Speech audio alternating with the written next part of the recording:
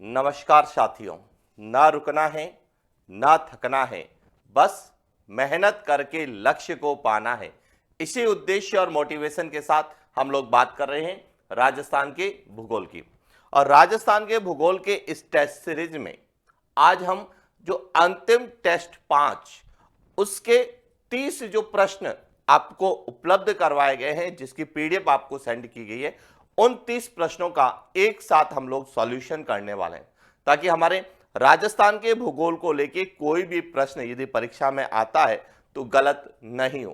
क्योंकि पहले हमने जो है राजस्थान की ज्योग्राफी को पूरे विस्तार से पढ़ा था एलएम ज्योग्राफी एप्लीकेशन में, और उसके बाद हमने इस टेस्ट सीरीज के माध्यम से आपने अपना स्वयं का मूल्यांकन किया, और उसके बाद जब हमने यहां पे सॉल्यूशन किए तो आपको क्लियर हो चुका है कि कौन से प्रश्न आपके गलत हुए हैं और गलती का क्या कारण है और उसका सही उत्तर कौन सा है और क्यों है। यह सब हम लोग चर्चा करें। और यह एक तरह से जो भी राजस्थान के भूगोल को लेके विशेष रूप से 3rd ग्रेड में जो प्रश्न आने वाले हैं, उन प्रश्नों की हमने जो है बात की थी, उनकी व्याख्या की, उनका विश्लेषण किया।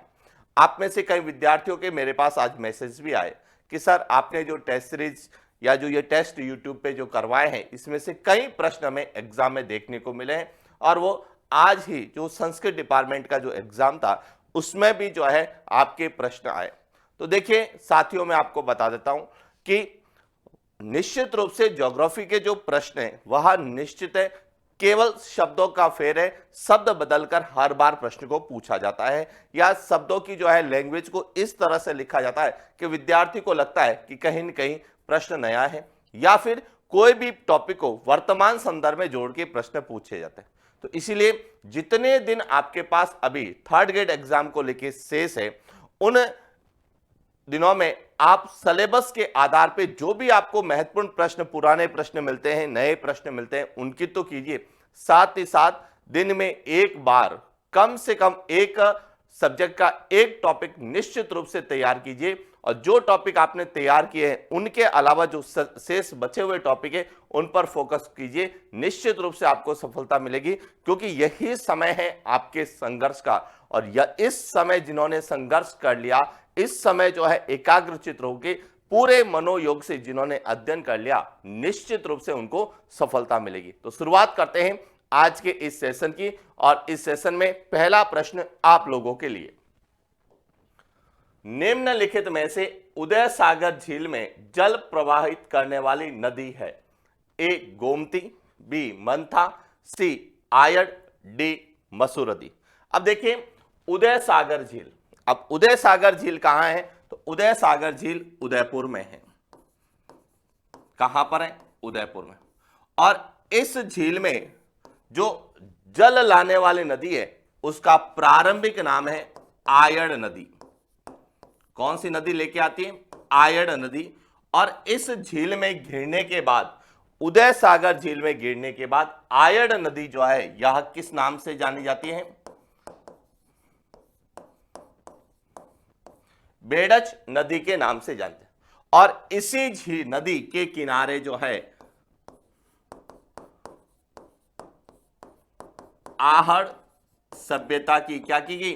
खोज की गई। और वर्तमान एग्जाम में आहड़ सभ्यता के प्रश्न आपको देखने मिले हैं, और इसी आहड़ सभ्यता को जो है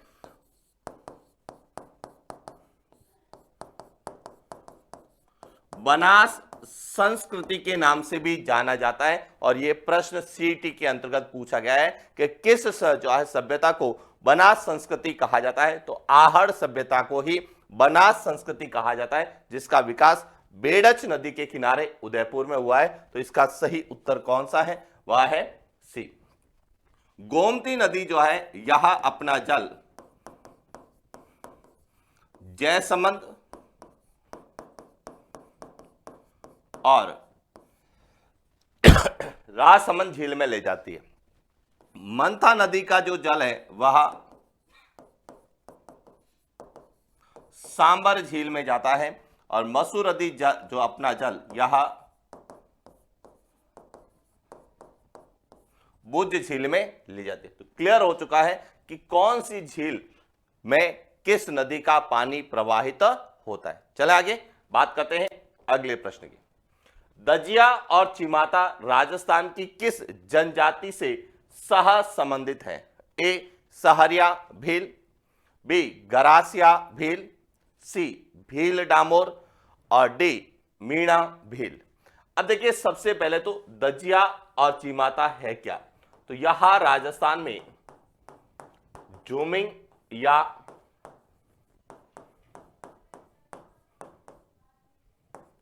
स्थानांतरित कृषि है। क्लियर हो गया? अब झूमिंग या स्थानांतरित कृषि है तो यहां किसके द्वारा की जाती है? तो देखिए सबसे पहले बात करते हैं दजिया। दजिया का जो संबंध है वह है भील और डामोर जनजाति कि भील या डामोर जनजाति द्वारा वनों को काटकर की जाने वाली कृषि क्या कहलाती है?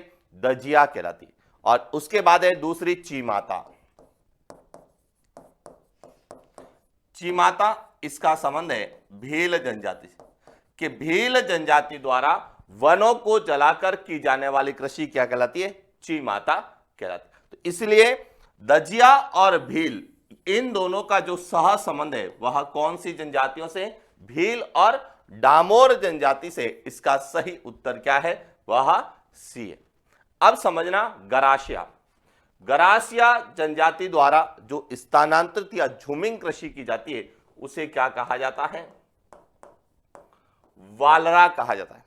और सहरिया के संदर्भ में पूछा जाता है तो इसे वातरा कहा जाता है। तो राजस्थान में स्थानांतरित कृषि तीन प्रकार की जाती है, दजिया के रूप में, चिमाता के रूप में और वालरा या वातरा के रूप में। क्लियर? चले आगे अगला प्रश्न। जनगणना 2011 के अनुसार राजस्थान में न्यूनतम जनसंख्या वाले जिलों का आरोही क्रम है। ए सिरोही प्रतापगढ़ जैसलमेर, बी प्रतापगढ़ सिरोही जैसलमेर, सी जैसलमेर प्रतापगढ़ सिरोही, डी जैसलमेर सिरोही प्रतापगढ़। अब समझना यहां से सबसे पहले तो जनगणना 2011। जनगणना 2011 के अनुसार राजस्थान की जो जनसंख्या है वह 6.85 करोड़, कई जगह 6.86 करोड़ भी मिलता है, लेकिन इकोनॉमिक सर्वे के अनुसार देखें तो 6.85 करोड़ है, जो कि भारत की कुल जनसंख्या का 5.67% है, कई जगह 5.66% भी है। और यह भी प्रश्न सीटी के अंतर्गत पूछा गया। अब राजस्थान की कुल जनसंख्या में यदि हम बात करें सर्वाधिक जनसंख्या, तो सर्वाधिक है जयपुर, जोधपुर और अलवर। और न्यूनतम बात करते हैं जैसलमेर, प्रतापगढ़ और सिरोही। क्लियर? अब प्रश्न क्या पूछा है? न्यूनतम जनसंख्या वाले जिलों का आरोही क्रम। आरोही क्रम का होता है बढ़ता हुआ क्रम, यानी कि कम से अधिक। तो सबसे कम किसकी है? वह जैसलमेर की है। तो जैसलमेर, उसके बाद प्रतापगढ़ और उसके बाद क्या आएगा? सिरोही। इसका सही उत्तर क्या है? सी है। ये ध्यान रखना, आरोही और अवरोही क्रम के प्रश्न सीईटी के अंतर्गत भी पूछे गए और आपसे भी पूछे जा सकते हैं। चले आगे अगला प्रश्न। निम्नलिखित में से कौन सा या कौन से कथन सही है? 4 कथन है। अब इनमें से कौन से कथन सही है इस पर हम लोग बात करते हैं। सबसे पहला है कि पूर्वी राजस्थान नहर पूर्वी राजस्थान के 13 जिलों में स्थायी समाधान के लिए बनाई गई है। यह सही है कि पूर्वी राजस्थान नहर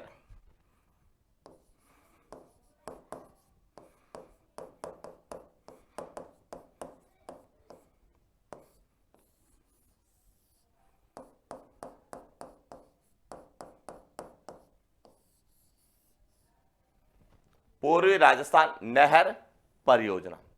अब यह जो है, यह चंबल की सहायक नदियां कौन सी?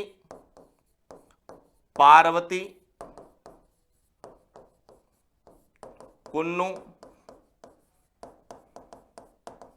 और काली सिंध पर पूर्वी राजस्थान के कितने 13 जिलों को यहां लाभान्वित करेगी। तो पहला कथन क्या है, सही। दूसरा है यहां राजस्थान के सर्वाधिक जिलों को लाभान्वित करने वाली परियोजना। अब समझना, यहां राजस्थान के कितने जिलों को लाभान्वित करेगी, 13 जिलों को, इसीलिए यहां राजस्थान के सर्वाधिक जिलों को लाभान्वित करने वाली परियोजना है। आप कहेंगे इंदिरा गांधी नहर। अब देखिए, इंदिरा गांधी नहर की बात करें, इंदिरा गांधी नहर परियोजना यहां वर्तमान में राजस्थान के 8 जिलों को लाभान्वित कर रही है। कितने, 8। और जब इसका पूरा काम हो जाएगा तो यहां राजस्थान के अधिकतम 10 जिलों को क्या करेगी, लाभान्वित करेगी, जबकि यहां कितने जिलों को करेगी, 13। और इसीलिए यहां राजस्थान के सर्वाधिक जिलों को लाभान्वित करने वाली परियोजना है। आगे बात करते हैं। इसके प्रथम चरण में नवरेरा बांध का निर्माण करवाया गया। तो यह भी सही है कि पूर्वी राजस्थान नहर के पहले चरण में जो है काली सिंध नदी पर, किस नदी पर, काली सिंध नदी पर कोटा जिले में, कहां पे, कोटा जिले में नवरेरा बांध का निर्माण करवाया गया। यह भी सही है। फिर चौथा है इस परियोजना को राष्ट्रीय परियोजना का दर्जा दिया गया। यह गलत है कि राजस्थान के मुख्यमंत्री जी के द्वारा बार बार यह कहा गया कि किसी प्रकार से इस पूर्वी राजस्थान नहर को राष्ट्रीय परियोजना का दर्जा दिया जाए, लेकिन वर्तमान तक इसे किसी प्रकार की जो है राष्ट्रीय परियोजना का दर्जा नहीं दिया गया है। इसीलिए 1, 2 और 3 क्या है, सही है, चौथा गलत है। क्लियर हो गया। चले आगे, अगला प्रश्न। निम्नलिखित में से कौन सा खनिज उत्पादक क्षेत्र सुमेलित नहीं है। ए लोहा अयस्क चांदगढ़, बी टंगस्टन डेगाना, सी बॉक्साइट चौथ का बरवाड़ा, डी तांबा कोलान। अब देखिए, लोहा अयस्क क्षेत्र चांदगढ़ जो कि कहां पर है, भीलवाड़ा में है, यह सही है। टंगस्टन यह डेगाना भाकरी नागौर से निकलता है, यह भी सही है। बॉक्साइट चौथ का बरवाड़ा, यह गलत है। चौथ का बरवाड़ा जो कि सवाई माधोपुर में है, और यह किसके लिए जाना जाता है, सीसा और जस्ता। सीसा और जस्ता के लिए चौथ का बरवाड़ा जाना जाता है। बॉक्साइट के जो भंडार है यह कहां मिलते हैं आपको,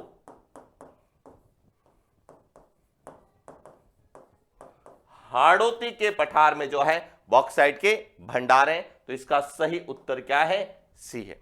अब तांबा कोल्हन क्षेत्र, यह सही है कि कोल्हन क्षेत्र यह झुंझुनू के अंतर्गत खेतड़ी जो तांबा क्षेत्र है उस क्षेत्र के अंतर्गत कोल्हन नामक स्थान है जहां पर तांबे की क्या है, खान है। क्लियर। चले आगे बात करते हैं अगले प्रश्न की। निम्नलिखित में से कौन सा वन्य जीव अभ्यारण्य क्षेत्र सुमेलित नहीं है। ए ताल छापर चूरू, बी केसरबाग करौली, सी गजनेर बीकानेर, डी बस्सी चित्तौड़गढ़। अब देखिए, ताल छापर चूरू यह सही है, जो किसके लिए जाना जाता है, कृष्ण मृग के लिए नहीं, काले हरिण के लिए जाना जाता है। इसीलिए चूरू जिले का जिला शुभंकर क्या है, कृष्ण मृग है। और यहीं पर ही साइप्रस रोंटेडस, जिसे हम मोचिया घास कहते हैं, जो कि राजस्थान की सबसे मुलायम घास जो है यह इस ताल छापर में पाई जाती है। इसके बाद है केसरबाग करौली, यह गलत है। केसरबाग जो है यह वन्य जीव अभ्यारण्य कहां पर है, धौलपुर में। कहां पर है, धौलपुर में है। करौली में जो है वह है केला देवी जो है वह करौली में, तो इसलिए सही उत्तर क्या है, बी। गजनेर यह बीकानेर में है, और यह किसके लिए जाना जाता है, बटबड़ बटबड़ के लिए यह जाना जाता है। और बस्सी जो है वह कहां पर है? चित्तौड़गढ़ में है। यह सही है। क्लियर? चलें आगे। राजस्थान पर्यटन के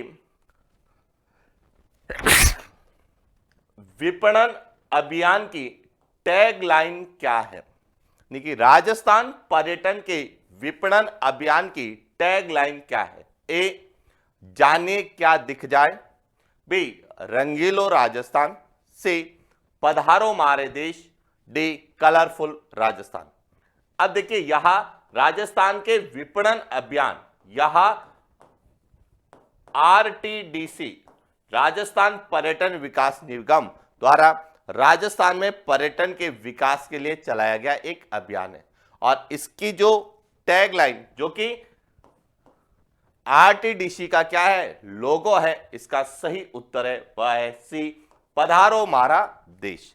हालांकि रंगीलो राजस्थान, जाने ना जाने क्या दिख जाए, कलरफुल राजस्थान, यह सब इस आरटीडीसी की टैगलाइन रही है। लेकिन वर्तमान में बात करें तो आरटीडीसी की टैगलाइन पधारो मारे देश, जो कि सबसे पहले 1993 में दी गई थी और बाद में इसे दूसरी बार 29 जनवरी 2019 को वर्तमान मुख्यमंत्री जी के द्वारा पुनः इसे आरटीडीसी की टैगलाइन बनाया गया। क्लियर हो गया? तो वर्तमान में कौन सी है? पधारो मारे देश। क्लियर? चले आगे। अगला प्रश्न, राजस्थान का दूसरा सबसे बड़ा सौर ऊर्जा पार्क कहां स्थापित किया गया है? ए, जोधपुर। बी, जैसलमेर। सी, जयपुर। डी, बीकानेर। अब देखिए राजस्थान में सोलर यानी सौर ऊर्जा पार्क कितने स्थापित किए गए हैं? 4 स्थापित किए गए, जिसमें सबसे पहला जो है वह भड़ला में स्थापित किया गया। दूसरा जो है यह नोख जैसलमेर में स्थापित किया गया। तीसरा जो है यह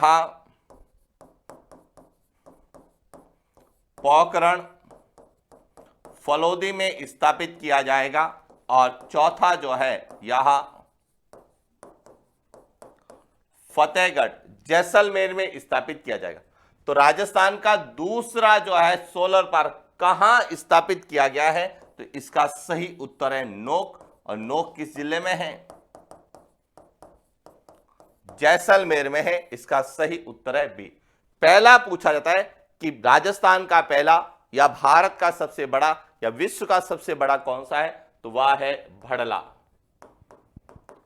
भड़ला जो कि फलोदी जोधपुर में स्थापित किया गया है और जिसका विकास 4 चरणों में किया जाएगा। क्लियर? चला आगे। अगला प्रश्न, निम्नलिखित में से राजस्थान के किन जिलों में बज्जू संरक्षित क्षेत्र स्थित है? ए, उदयपुर। बी, भरतपुर। सी, बीकानेर। डी, जैसलमेर। अब देखिए बज्जू संरक्षित क्षेत्र जो है यह एक तरह से आखेट निषिद्ध क्षेत्र है और यह कहां पर है? इसका सही उत्तर है वह है सी, बीकानेर। अब राजस्थान में सबसे ज्यादा यानी कि राजस्थान में आखेट निषिद्ध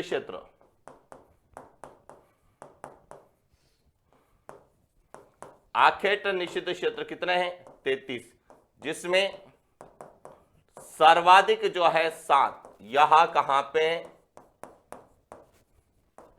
जोधपुर में है। और उसके बाद 5 जो है वह बीकानेर में, और उसमें से एक कौन सा है? बज्जू है। इसका सही उत्तर क्या है? सी, बीकानेर। जैसलमेर में 3 है। चला आगे।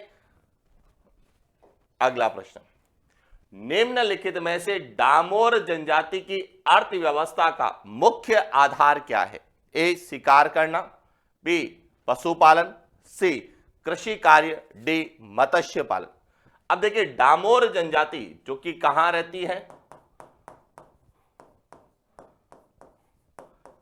सर्वाधिक सीमलवाड़ा तहसील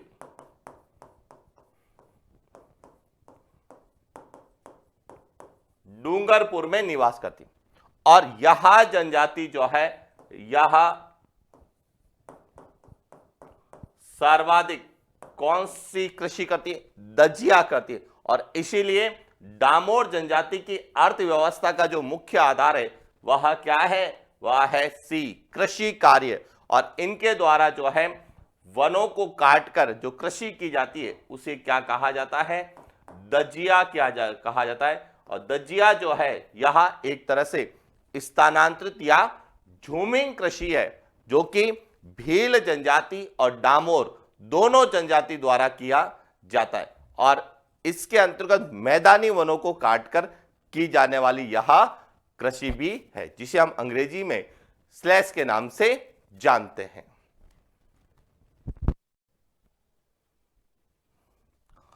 चले आगे बात करते हैं अगले प्रश्न की। निम्नलिखित में से राजस्थान की जनसंख्या के प्रतिरूप को निर्धारित करने वाला सर्वाधिक उत्तरदायी घटक है? ए, कृषि पद्धति, बी, नगरीकरण, सी, स्थलाकृति, डी, खनन क्षेत्र।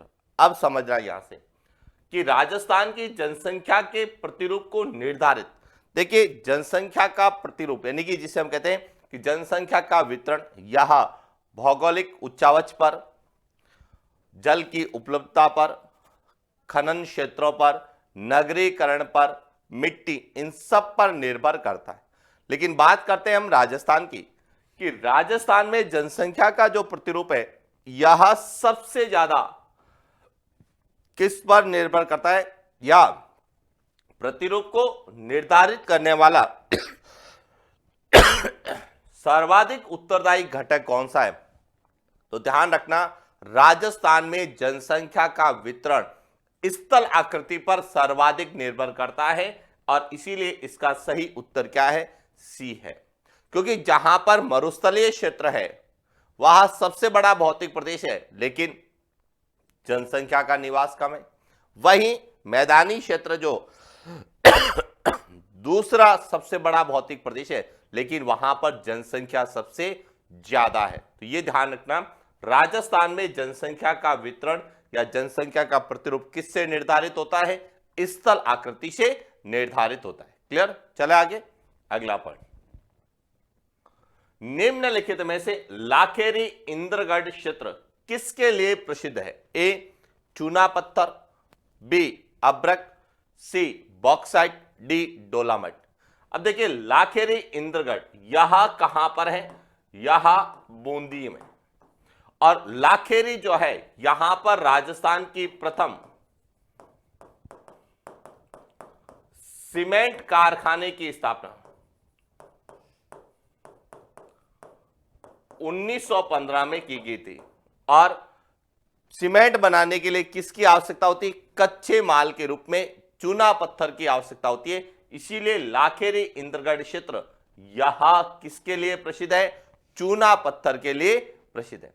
अब्रक के लिए यदि हम बात करते हैं तो वह कौन सा क्षेत्र आता है? भीलवाड़ा में आता है, जिसमें दाता है, टूका है, भुड़ास है, यह सब भीलवाड़ा में अब्रक के लिए जाने जाते हैं। और बॉक्साइट की बात करें तो यह हाड़ौती के पठार में, हाड़ौती के पठार में विशेष रूप से कोटा में जो बलुआ या बेसाल्ट चट्टाने, बेसाल्ट चट्टानों में जो है बॉक्साइट के भंडार है। और डोलामाइट यह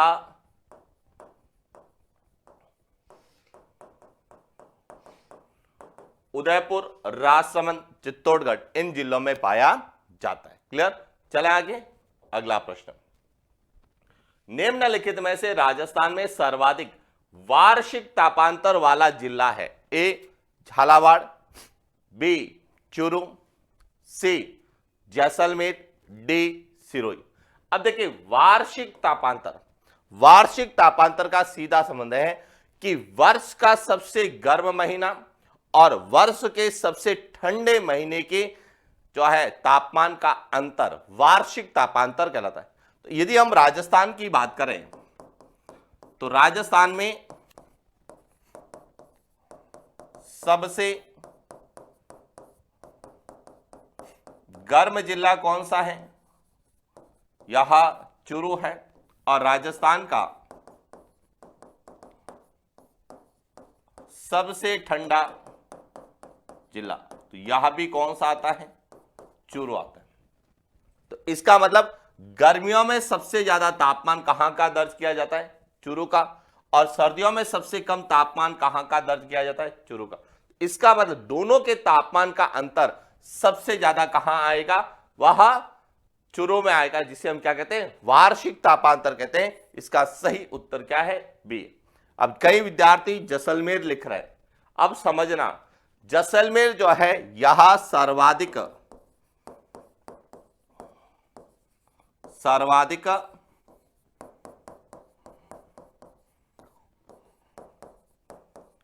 दैनिक तापांतर वाला जिला। ये ध्यान रखना, सर्वाधिक दैनिक तापांतर पूछा जाता है तो जैसलमेर आएगा, जबकि वार्षिक पूछा जाएगा तो वह चुरू आएगा। और यदि आपसे पूछा जाता है सर्वाधिक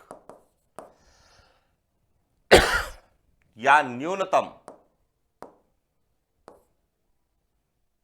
सर्वाधिक वार्षिक, सॉरी, न्यूनतम वार्षिक या दैनिक तापांतर वाला स्थान पूछा जाता है तो वह है माउंट आबू। स्थान पूछा जाएगा तो कौन सा आएगा? माउंट आबू, जो कि न्यूनतम वार्षिक और दैनिक तापांतर वाला स्थान। और यदि जिला पूछा जाता है तो हम लिखते हैं झालावाड़। क्लियर हो गया? चले आगे, अगला प्रश्न। निम्नलिखित में से किस क्षेत्र में DA-W जलवायु पाई जाती है? डांग प्रदेश, बी गग्गर प्रदेश, सी वांगड़ प्रदेश, डी हाड़ौती प्रदेश। अब देखिए, सबसे पहले तो DA-W का संबंध किससे?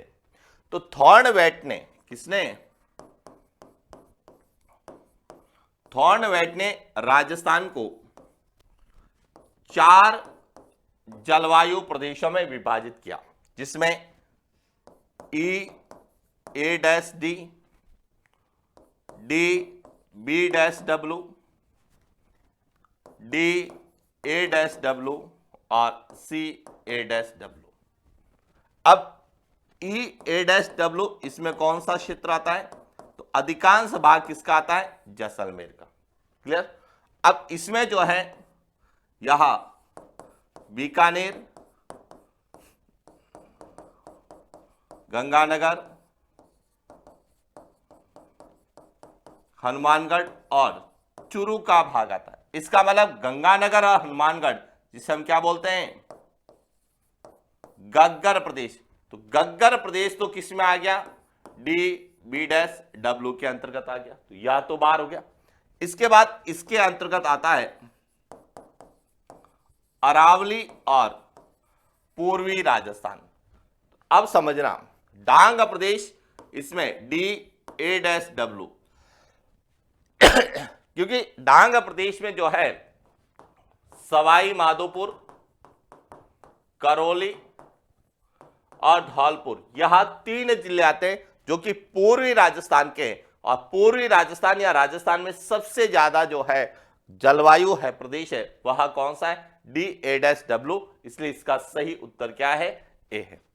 वांगड़ प्रदेश और हाड़ौती प्रदेश में CA-W प्रकार की जलवायु पाई जाती है, क्योंकि यह राजस्थान के दक्षिण और दक्षिण पूर्वी राजस्थान में पाई जाती है, और यह थॉर्नवेट के जलवायु वर्गीकरण के अनुसार सबसे छोटा है, जबकि सबसे बड़ा जो कौन सा है वह DA-W है। और इसीलिए थॉर्नवेट का जलवायु वर्गीकरण आप निश्चित रूप से क्षेत्र के अनुसार, डिस्ट्रिक्ट के अनुसार पढ़ के जाए, क्योंकि हम CAT के पेपर का यदि अवलोकन करते हैं तो यहां से कॉपेन को, थॉर्नवेट को प्रश्नों के आधार पर पूछा गया है।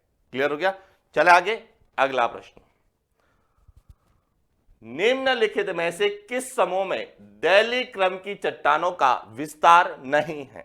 ए अलवर समूह, बी रायलो समूह, सी विंध्यन समूह, डी अजबगढ़ समूह। अब समझना यहां से दहली क्रम की चट्टानें। अब देखिए दहली क्रम की चट्टानें यहां अरावली क्षेत्र में पाई जाती है। अरावली की उत्पत्ति से पहले कहा जाता है कि यहां पे दहली क्रम की चट्टानें, अरावली तो में प्री कैम्ब्रियन काल की चट्टानें पाई जाती है। हम पढ़ते भी है कि अरावली में जो है प्री कैम्ब्रियन कालीन,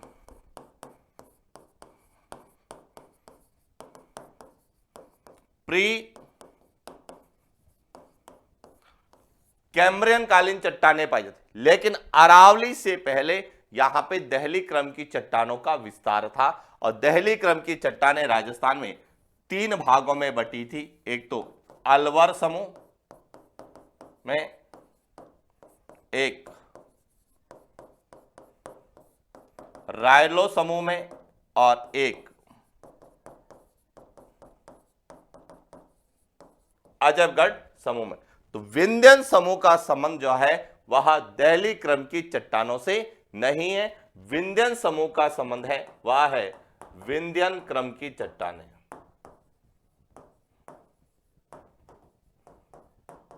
की चट्टानें जो कि विंध्याचल क्षेत्र में पाई जाती। क्लियर हो गया। अब देखिए अलवर समूह की जो चट्टानें यहां आपको अलवर में मिलती है। रायलो समूह की चट्टानें यहां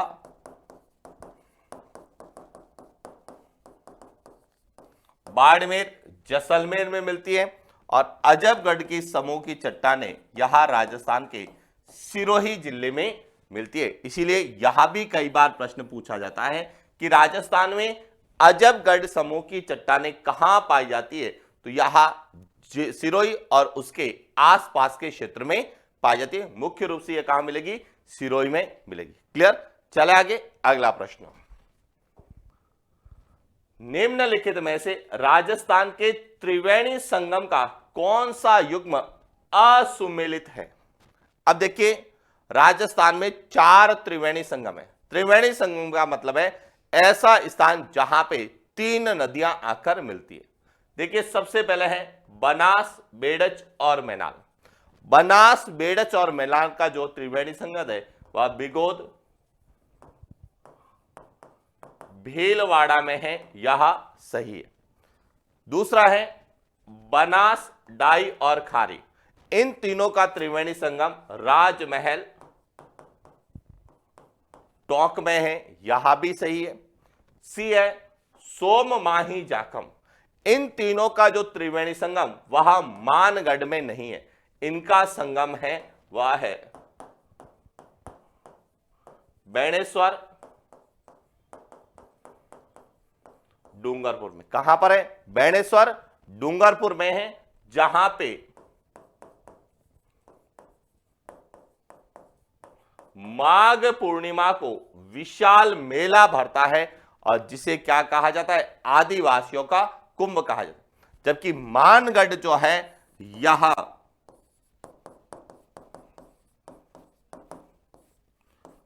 बांसवाड़ा में है और यह जो है किसके लिए जाना जाता है, भगत आंदोलन के लिए जाना जाता है, जो आपने पढ़ा होगा साधु सीताराम दास के नेतृत्व में हुआ है। तो इसीलिए ध्यान रखना मानगढ़ यहां भी आदिवासी क्षेत्र में आता है, लेकिन यहां पे जो है त्रिवेणी संगम नहीं है। त्रिवेणी संगम कहां पर है, डूंगरपुर बेणेश्वर में है, क्योंकि आप आर्ट एंड कल्चर में बेणेश्वर मेले के रूप में पढ़ते हैं। और इस मेले का जो आकर्षक नृत्य है वह है भील महिलाओं द्वारा किया जाने वाला घूमरा नृत्य। और इसके बाद है बनास, चीप और सीप चंबल। इन तीनों का त्रिवेणी संगम रामेश्वर, सवाई माधोपुर में। तो क्लियर हो गया। तो त्रिवेणी संगम में से भी प्रश्न पूछे जा रहे हैं, इसका सही उत्तर क्या है, सी, जो कि असुमेलित है। क्लियर। चले आगे, अगला प्रश्न। निम्नलिखित में से राजस्थान का कौन सा भौतिक प्रदेश अपने धरातलीय लक्षणों के संदर्भ में सुमेलित नहीं है। ए, दक्षिण पूर्वी पठार, जिसे हम हाड़ौती का पठार कहते हैं, गोंडवाना लैंड का विस्तारित भाग है, यह सही है, क्योंकि हाड़ौती के पठार जो कि दक्षिण के पठार, दक्कन के पठार का भाग माना जाता है, और यह मालवा के पठार का उत्तरी भाग है, और मालवा का पठार यहां गोंडवाना लैंड का भाग है, प्रायद्वीपीय पठारी प्रदेश का भाग है, इसीलिए ए सही है। बी, पूर्वी मैदानी प्रदेश सिंधु नदी निर्मित मैदान है, यह गलत है। पूर्वी मैदानी प्रदेश का जो निर्माण है वह गंगा और इसकी सहायक यमुना नदियों द्वारा लाई गई मिट्टी के जमाव से हुआ है। सिंधु नदी द्वारा निर्मित जो मैदान है, जिसे क्या कहा जाता है, सिंधु का मैदान और पंजाब के मैदान के रूप में हम लोग जानते हैं, जो सिंधु नदी तंत्र से संबंधित है। तो इसीलिए इसका सही उत्तर क्या है, बी। अरावली यह प्राचीन वलित पर्वत है, यह सही है।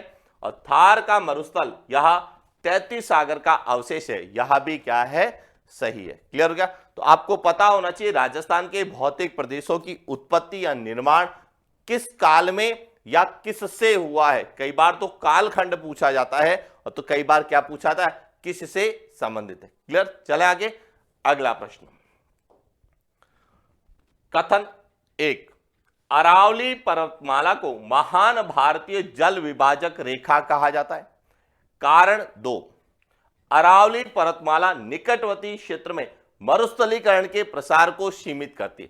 अब आपको यह बताना है कि दोनों में क्या संबंध है, क्या दोनों सही है, या दोनों सही है तो क्या एक दूसरे की व्याख्या करते हैं या नहीं करते हैं, या कौन सा सही है और कौन सा गलत है। तो देखिए, बात करते हैं कथन 1 पर कि अरावली पर्वतमाला को महान भारतीय जल विभाजक रेखा कहा जाता है, यह सही है, क्योंकि अरावली पर्वतमाला एक तरह से बंगाल की खाड़ी और अरब सागर के मध्य जो नदी तंत्र है उनका विभाजन करती है। तो ये ध्यान रखना, यह सही है।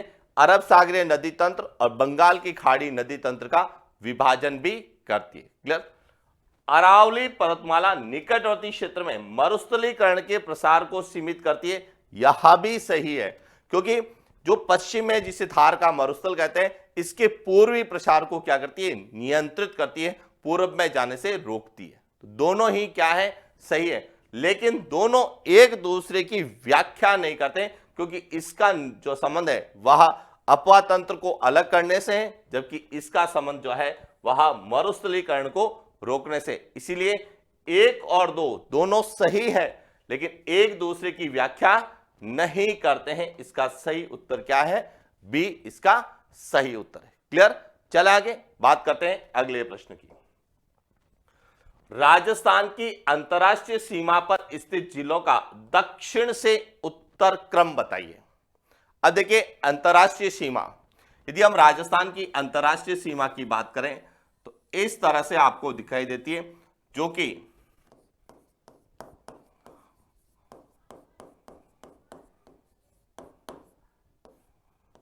हिंदूमल कोट श्री गंगानगर से शुरू होती है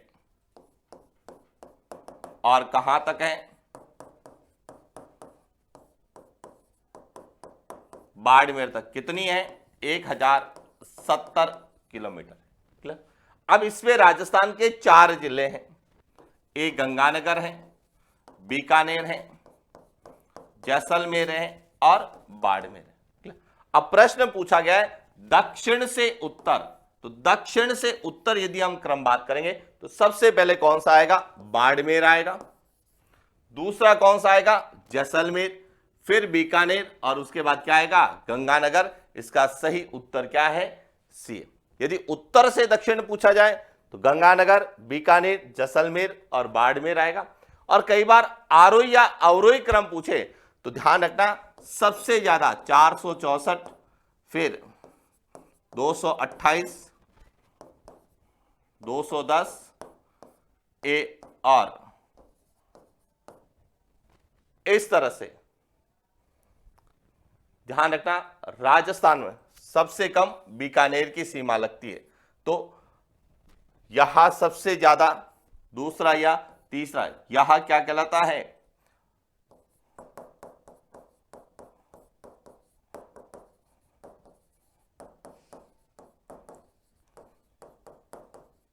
अवरोही क्रम कहलाता है। क्लियर हो गया? चला आगे। तो ये ध्यान रखना, अंतरराष्ट्रीय सीमा का प्रश्न सीईटी के अंतर्गत भी पूछा गया है और ये फर्स्ट लेवल में पूछे जाने की या साइंस वालों को पूछे जाने की संभावना ज्यादा है। तो सभी विद्यार्थियों की जो है एकदम अच्छी तैयारी हो रही होगी और अपना मूल्यांकन आप लोग कर रहे होंगे। एक बार कमेंट्स करके बताइए कि आपको जो है यह सब जितना हम लोग पढ़ रहे हैं वह समझ में आ रहा है या नहीं आ रहा है। कमेंट करिए, फिर बात करते हैं अगले प्रश्न की। अरावली पर्वतीय प्रदेश में पारिस्थितिकी परिवर्तन के लिए उत्तरदायी कारणों की पहचान कर सही कूट का चयन करें। फर्स्ट, वन उन्मूलन, 2 भू अवक्रमण, 3 जल प्रदूषण, 4 खनन। यानी कि अरावली में पारिस्थितिकी परिवर्तन जो हो रहा है या मरुस्थलीकरण जो बढ़ रहा है, इसके कौन कौन से उत्तरदायी कारण है। अब समझना, सबसे पहला अरावली पर्वतीय प्रदेश में सबसे पहला कारण है वह तो क्या है, खनन। दूसरा कारण क्या है, वन उन्मूलन। और तीसरा कारण है भू अवक्रमण। जल प्रदूषण का संबंध यहां जहां पे औद्योगिक क्षेत्र है उन जिलों से संबंधित है, उन क्षेत्रों से है। तो इसीलिए अरावली में जब भी आपसे पूछा जाए सर्वाधिक उत्तरदायी कारण तो कौन सा है, खनन है। और खनन के बाद में वन उन्मूलन, और खनन और वन उन्मूलन के कारण भू अवकर्षण जिसे कहते हैं मृदा अपरदन की समस्या वहां पे बढ़ रही है। तो 1, 2 और 4 इसका सही उत्तर कौन सा है, वह बी 1, 2 और 4 है। जल प्रदूषण का संबंध अरावली से नहीं है। क्लियर? चले आगे।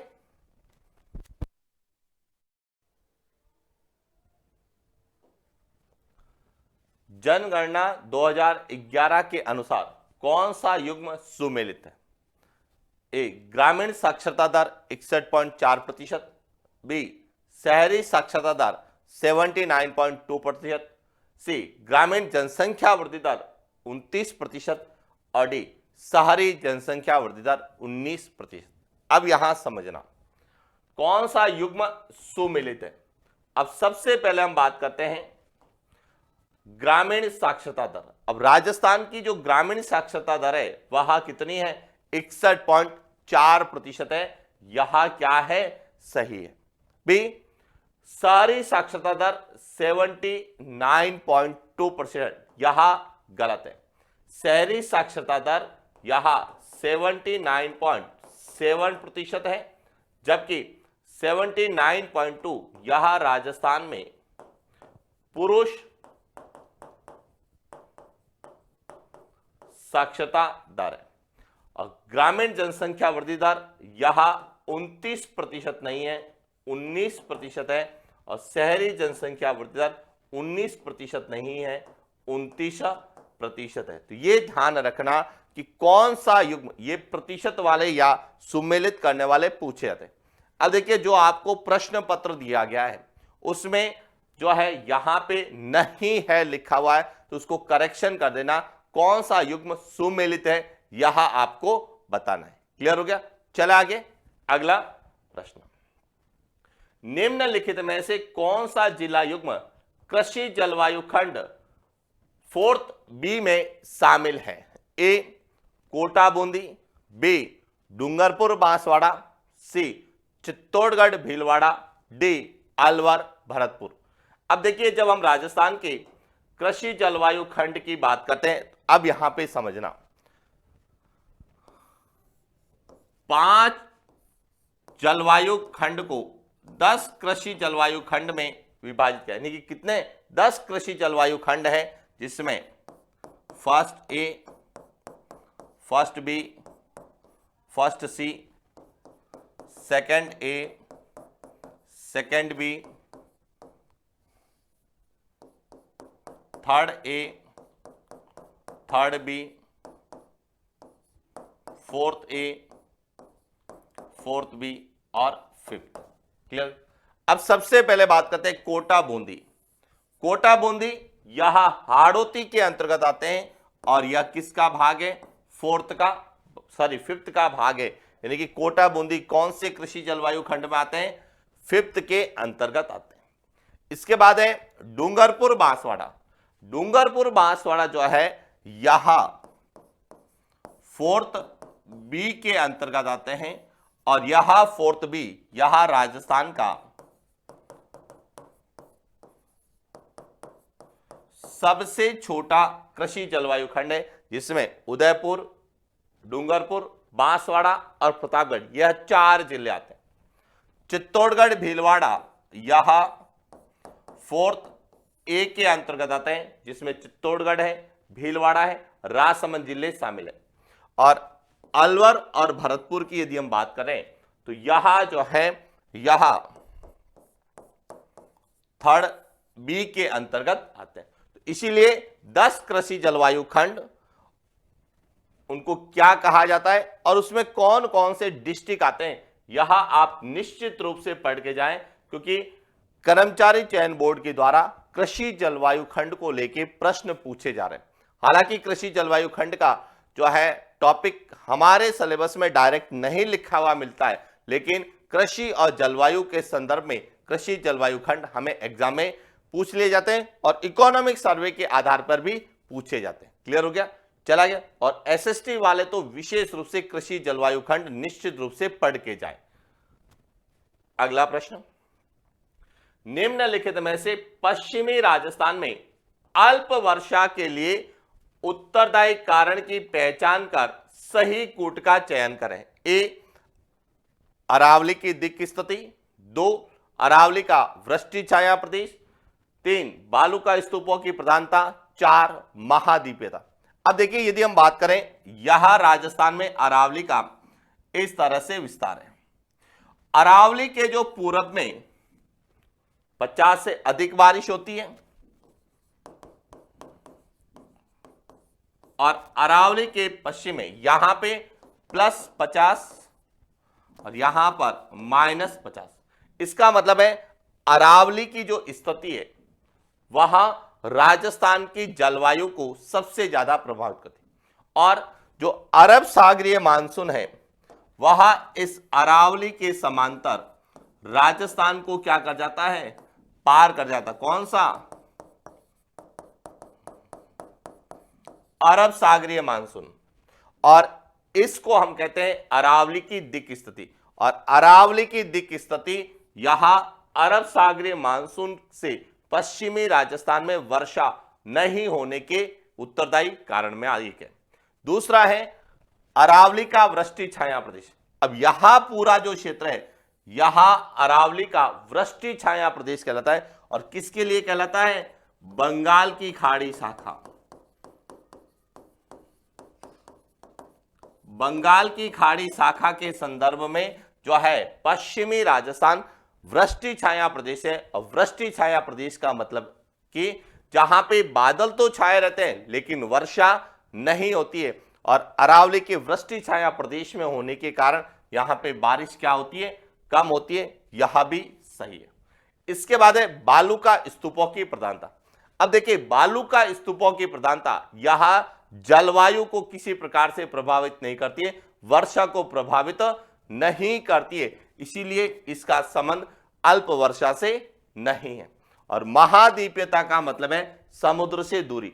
और ये थार का मरुस्थल या पश्चिमी राजस्थान समुद्र से दूर होने के कारण जब तक यहां पर मानसूनी हवाएं पहुंचती है तो उनकी नमी में कमी हो जाती है और वह हल्की होने के कारण राजस्थान को पार कर लेती है। तो यह भी इसके लिए उत्तरदायी कारण है। तो 1, 2 और 4 इसका सही उत्तर क्या है? बी 1, 2 और 4 यहां पश्चिमी राजस्थान में वर्षा नहीं होने के उत्तरदायी कारण है या अल्प वर्षा के लिए उत्तरदायी कारण है। चले आगे, अगला प्रश्न, मुख्यमंत्री पर्यटन उद्योग संबल योजना कब लागू की गई? ए 22 सितंबर 2021, बी 21 अक्टूबर 2021, सी 16 अप्रैल 2021, डी 29 जनवरी 2019। हालांकि यहां हमने करंट अफेयर्स में पहले पढ़ चुके हैं तो आपको बताना है इसका सही उत्तर क्या है। तो देखिए मुख्यमंत्री पर्यटन उद्योग संबल योजना यानी कि राजस्थान में पर्यटन उद्योग को बढ़ावा देने के उद्देश्य से जो है 22 सितंबर 2021 को इसकी शुरुआत की गई। क्लियर? चला आगे अगला प्रश्न। मरु त्रिकोण में पर्यटकों की सुरक्षा हेतु किस देश के सहयोग से मरु प्राइड योजना चलाई जा रही है? A Japan, B Canada, C Israel, D Singapore. अब देखिए मरु त्रिकोण में जो है पहले 3 जिले आते थे लेकिन वर्तमान में 4 है। एक तो बीकानेर, जैसलमेर और पहले जोधपुर। यहां 3 जो है यहां मरु त्रिकोण के अंतर्गत, लेकिन वर्तमान में जो है बाड़मेर को भी मरु त्रिकोण में शामिल कर दिया गया।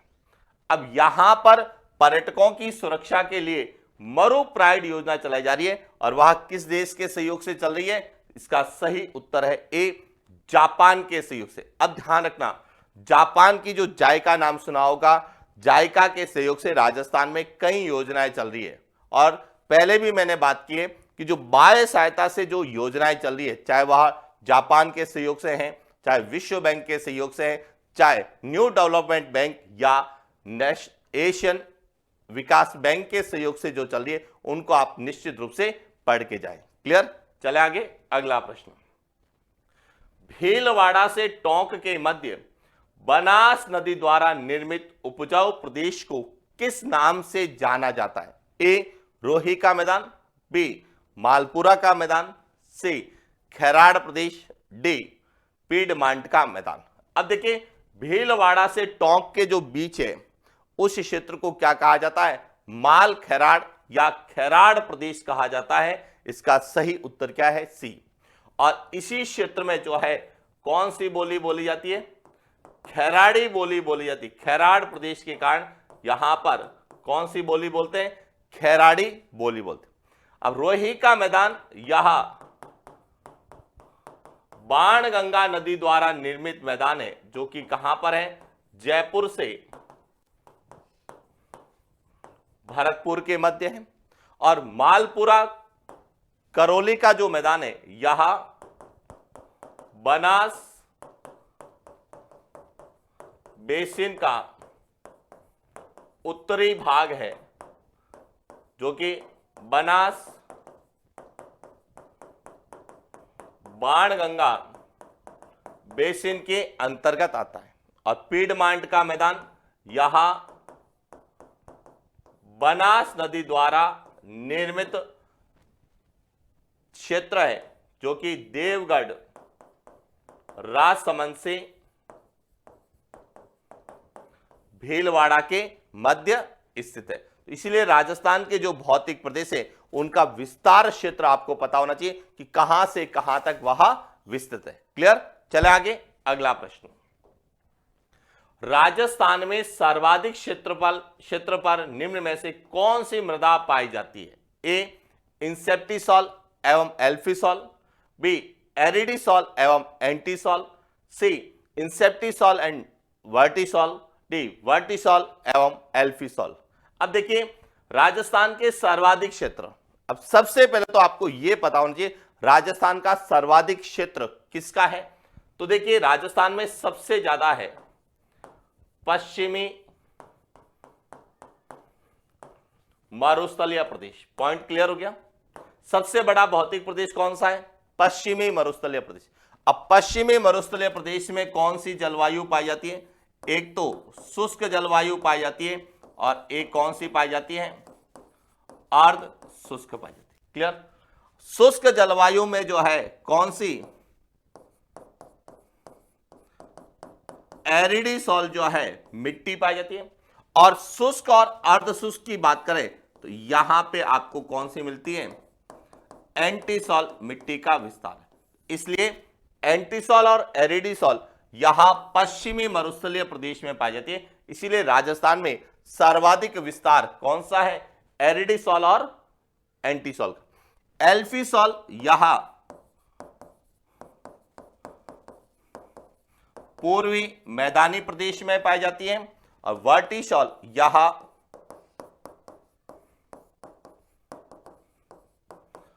हाड़ौती के पठार में पाई जाती है। क्लियर हो गया? चले आगे, अगला प्रश्न।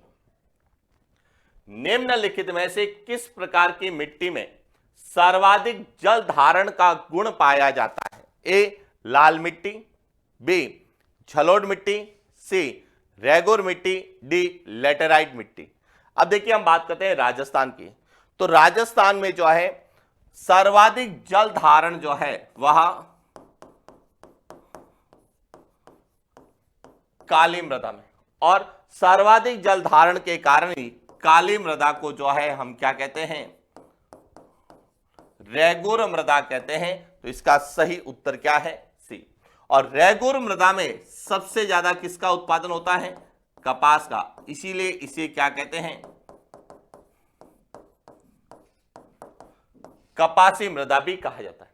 और काली मृदा में जो है लोहा और एल्यूमिनियम तत्वों की क्या होती है? प्रधानता होती है। और इसका जो निर्माण है वह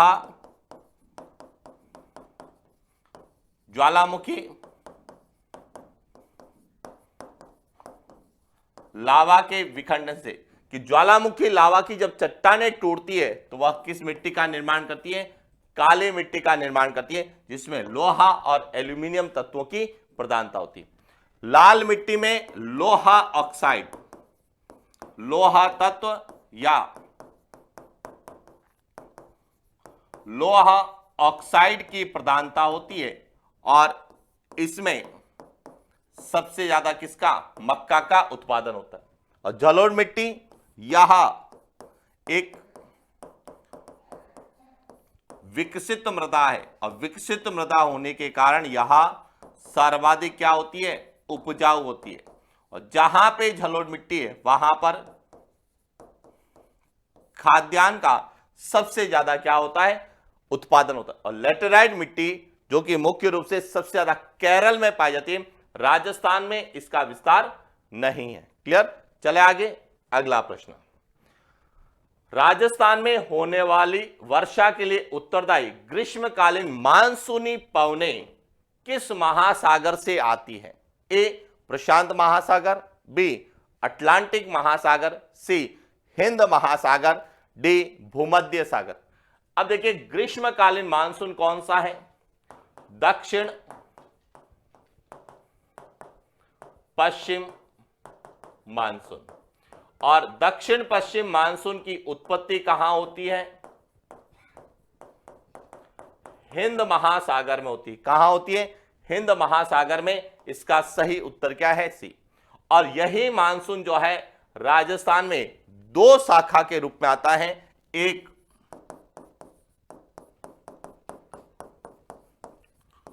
अरब सागरीय शाखा और दूसरी कौन सी है?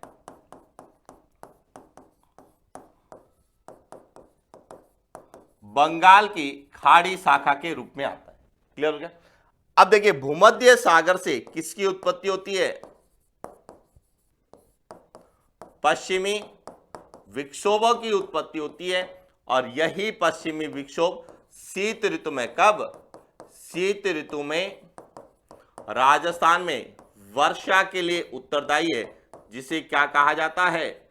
स्थानीय भाषा में मावट कहा जाता है। क्लियर? चला आगे, अगला प्रश्न। निम्नलिखित में से कौन सी फसल दक्षिण पश्चिम मानसून से वर्षा प्राप्त नहीं करती है? ए बाजरा, बी धान, सी कपास, डी तारामीरा। अब देखिए दक्षिण पश्चिम मानसून जिसे हम क्या बोलते हैं? ग्रीष्मकालीन मानसून।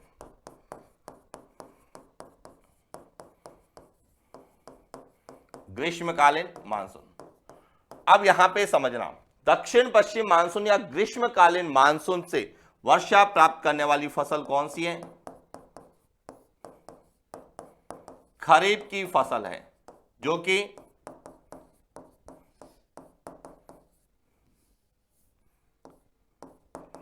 जून जुलाई में बोई जाती है और